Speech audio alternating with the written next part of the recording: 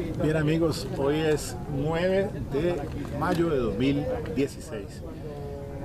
Desde acá, Santiago de Cali, me encuentro en el sitio más emblemático que es desde el Cristo Rey, Cristo Redentor de Cristo Rey, construido en 1953 en conmemoración a los 50 años de paz de la guerra de los 1000 días por allá en el año 1902.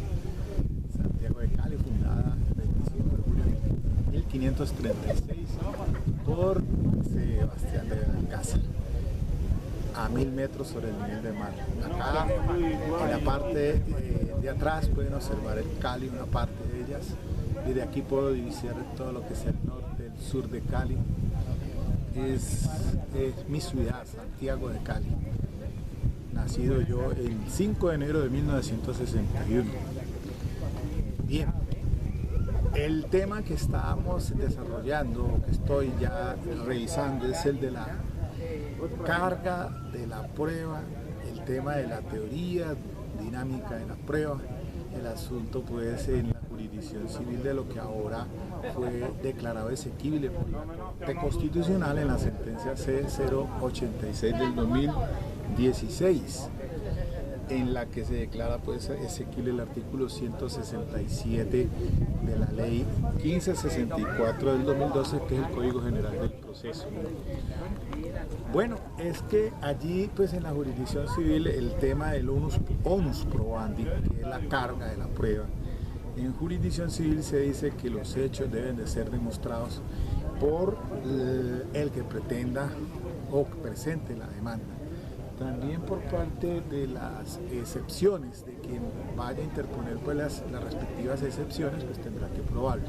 El postulado de que quien alega debe probar, pero después entonces viene esa teoría dinámica de la prueba, en la que el postulado de que quien alega debe probar cede al postulado de que quien puede debe probar.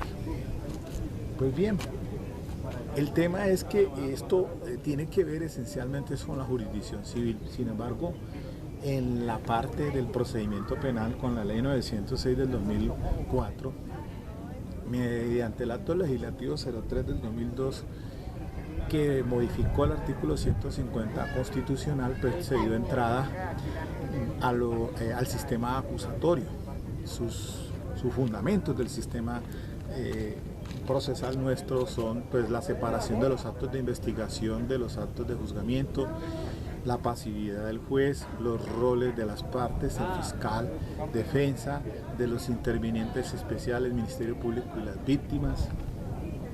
Ese aforismo en lo penal de que dame la prueba que yo te daré el derecho, también en esencia la prohibición de prácticas de prueba de oficio por parte de los jueces. Recordemos que la sentencia C396 del 2007 fue la que se pronunció en relación con este artículo 361 para indicarnos pues que ese juez constitucional hoy, con la entrada en vigencia de la Constitución Política del 91, si bien es cierto, propugna por el derecho sustancial y por la justicia material, pero no en vano puede tampoco desconocer las garantías procesales de los acusados y de las víctimas. Ese es diferente entonces al sistema procesal en la jurisdicción civil, en la que pues allá sí existe el onus probandi, ¿a qué me refiero? Que es precisamente esa carga de la prueba. A diferencia del sistema procesal nuestro, penal, en el que esa carga de la prueba le corresponde al Estado. El Estado es el que tiene que desvirtuar la presunción de inocencia. Recordemos que la presunción de inocencia del artículo 7 es el Estado el que tiene que demostrar la responsabilidad. De lo contrario, entonces está la presunción de inocencia y el indubio pro reo. La carga de la prueba no se puede invertir. En la jurisdicción civil, con la teoría dinámica de la prueba ahora del artículo 167, porque el Código de Procedimiento Penal en el 70 no lo contemplaba, ahora sí. Pues es solamente en atención a ese principio de que cuando hay como un desequilibrio de las partes, sobre todo en el que quien debe probar. Entonces, atendiendo a los principios de solidaridad, de lealtad procesal, incluso de la participación de los ciudadanos en la administración de la justicia, pues entonces el Estado, a través de ese juez, que podrá en determinados casos hacer que esa prueba que está en poder de determinadas partes presente, se invierta la carga de la prueba para compensar aquello de que igualdad frente a las desiguales o desigualdad frente a los iguales, a que se ha hecho referencia a la Corte Constitucional ya. Hola, ¿qué tal el panorama? Excelente, bonito, ¿cierto? Cali es precioso. Pues bien, mis estimados amigos, entonces la sentencia de la Corte Constitucional C086 del 2016, pues al declarar exequible este tema se refiere a la tutela judicial efectiva por parte de los jueces. Si bien es cierto, los jueces son proactivos, deben de ser proactivos, y así también lo he indicado en el procedimiento penal. Sin embargo, hay ciertas limitaciones frente a las facultades. Entonces, en la jurisdicción civil, ahora en entrada en vigencia ese sistema de la teoría de la carga dinámica de la prueba, en ciertos casos se invierte. Mire que en lo penal podemos decir que incluso ya la Corte Constitucional había indicado que frente a la extinción de dominio, por ejemplo, se podría decir que se invierte la carga de la prueba, es decir, quien tenga en poder la prueba debe presentarla. Ese es el caso de la extinción de dominio, que es el propietario quien debe indicar la licitud de la adquisición del inmueble frente a la investigación que está adelantando. Entonces, en cierta forma, ya se ha pronunciado la Corte Constitucional en una sentencia. Recuerdo esa sentencia de la C740 y la miremos un momentico, la Providencia C740 del 2003. Quien está en mejores condiciones de probar un hecho es quien debe aportar la prueba. Igual, pues entonces ya la Corte, incluso en un caso sobre la cuestión de la libertad condicional, de esa caución prendaria que impone la ley 600, ya se va a pronunciar la Corte Constitucional en la sentencia C215 del 99, indicando que ahí hay algo de desigualdad frente a que todas las personas no están en las posibilidades de cubrir un salario mínimo para obtener la libertad condicional. Fue declarado inexequible. En cierta forma, entonces, mire que esta sentencia tan importante, la C086 del 2016, cobra vigencia, y habría que mirar a ver entonces a un futuro cómo bajo ese principio de igualdad de armas que ahora rige el sistema acusatorio, podríamos estar hablando también de la teoría dinámica de la prueba. Si bien es cierto, el artículo 125 de la ley 906 dice que la defensa no está obligado a presentar pruebas de descargo ni a intervenir activamente en el juicio oral, no obstante, la Corte ya ha ido en su línea jurisprudencial matizando que ese defensor debe ser activo.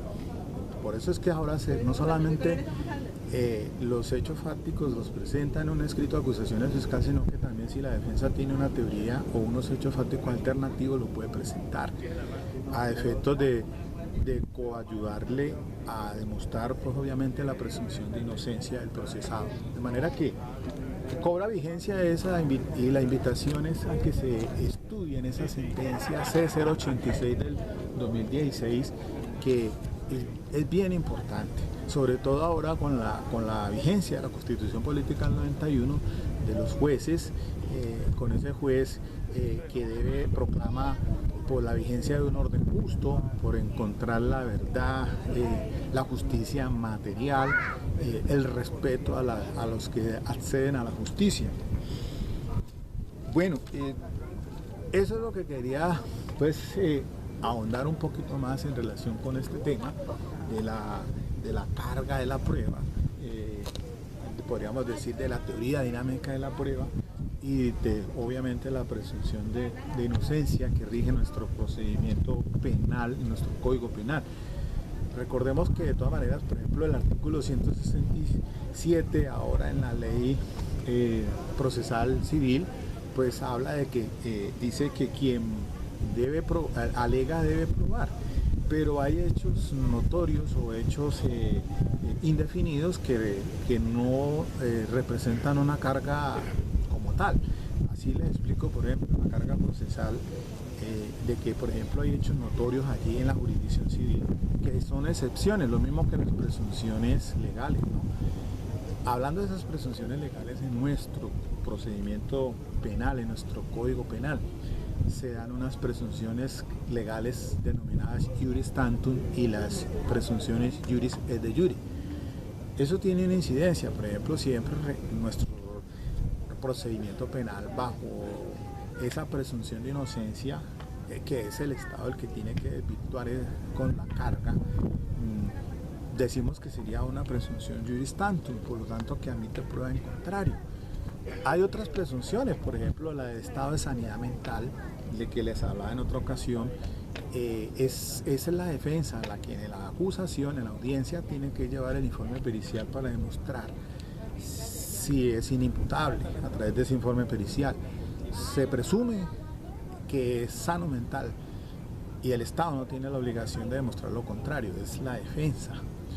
Podríamos decir otra presunción, citarla, la del artículo 32, cuando habla de se presume la legítima defensa de quien rechaza a la persona que arbitrariamente entra al inmueble.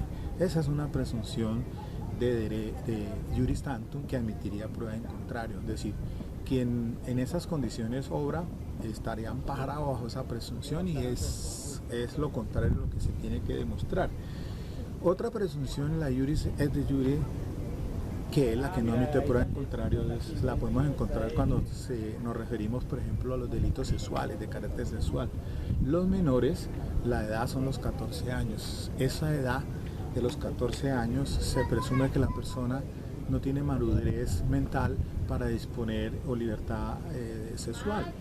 Luego, entonces, hay una presunción iuris et de jure, decir que no admitiría prueba en contrario.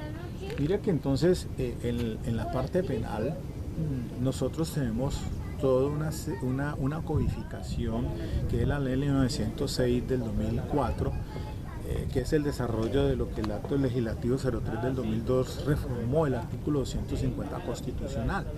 Existe un poder de configuración del legislador cuando expide las normas, pero esas normas tienen que estar compaginadas con la constitución política y con el bloque constitucional.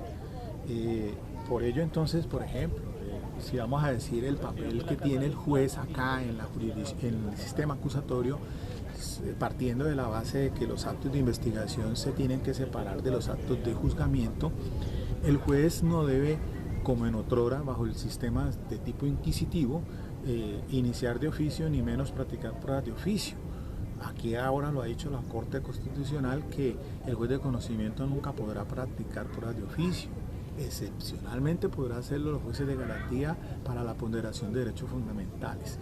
Pero en esencia entonces ese juez, bajo los principios de inmediación, de contradicción, de concentración, de publicidad, es un juez que debe mantener equidistante, si bien es cierto, pues no tan pasivo, pero sí activo en cuanto a la protección de garantías fundamentales de las partes y de las víctimas, obviamente.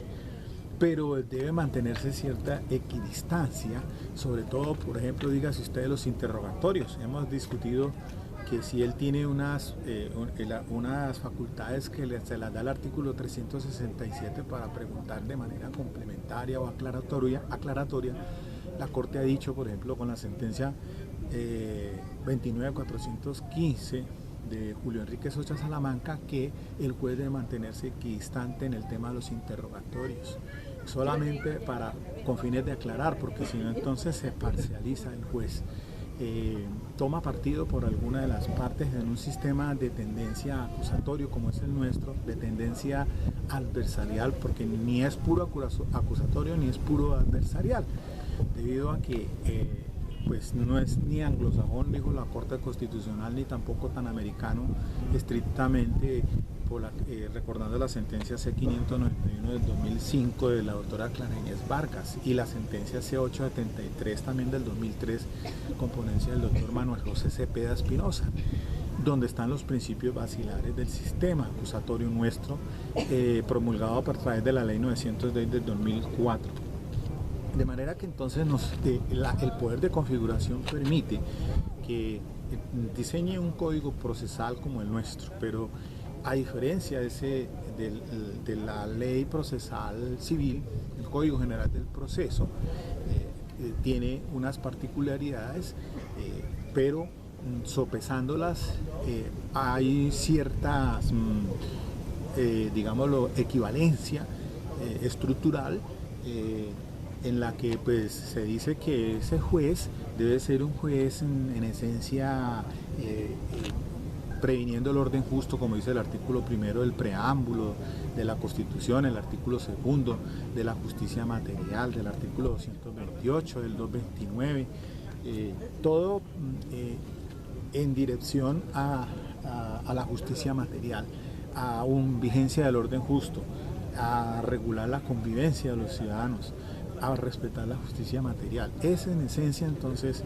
es la función del juez constitucional. El juez, dígase un juez de conocimiento, los jueces de garantía, los jueces, los colegiados, etcétera, etcétera. Pero entonces hay similitudes como también hay diferencias, ya como les acabo de indicar. De manera que es importante entonces revisar esta sentencia de la Corte Constitucional, caer en cuenta de que si la ley procesal civil se refiere a los sistemas dispositivos, la ley procesal que acabamos de superar, que es la ley 600 del 2000, que es inquisitiva, ahora se le entró en vigencia al sistema procesal acusatorio con la ley 906 del 2004. Que es de tendencia acusatoria, ¿no? bajo unas ciertas regulaciones allí. Eso es importante entonces revisar varias sentencias de la Corte Constitucional también, en orden, pues, por ejemplo, las sentencias SU de unificación 768 del 2014 sobre los modelos de sistemas, entre la diferencia entre el inquisitivo del sistema acusatorio. Bien, amigos, yo creo que podemos dejar hasta aquí adelantado y vamos a ir profundizando un poco más en relación con este tema. Les agradezco mucho, estamos pendientes, pues no te olvides este canal de Sistema Educativo y con fines de expandir un poquito más el conocimiento. Muy bien, les habla Miguel Escobar Jiménez.